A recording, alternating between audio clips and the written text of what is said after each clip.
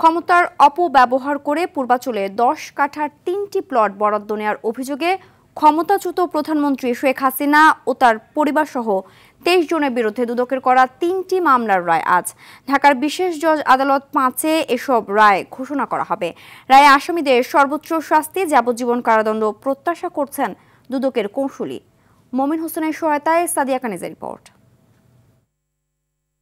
পূর্বাঞ্চলে প্লট দুর্নীতির অভিযোগে শেখ হাসিনা ও তার 2 সন্তান এবং সংশ্লিষ্টদের বিরুদ্ধে গত জানুয়ারিতে পৃথক 3টি মামলা করে দুদক। গত 10 মার্চ এসব মামলায় তদন্ত শেষে এ 3 জন সহ 23 জনকে অভিযুক্ত করে আদালতে অভিযোগপত্র দেয় সংস্থাটি। আর গত 31 জুলাই অভিযোগ গঠন করে আদালত।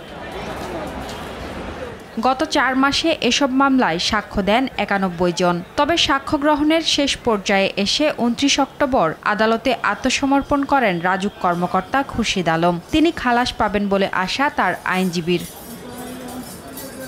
23 নভেম্বর দুদক ও আসামিপক্ষের আইনজীবীদের যুক্তিতর্ক শেষ হয়। চার্জ গঠন করার পরে আমরা এই মামলাটা প্রমাণ করার জন্য যে সকল সাক্ষী প্রয়োজন আমরা সেই সব সাক্ষী আমরা বিজ্ঞ আদালতে উপস্থাপন করেছি উইথ ডকুমেন্টস।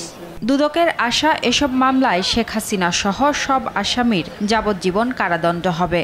ওনার বাবার সম্পত্তি উনি উত্তরাধিকার সূত্রে পেয়েছেন, ওনার গুলশানে বাড়ি আছে, সেই সম্পত্তি ওনার আয়কর নথিতে প্রদর্শন করা আছে।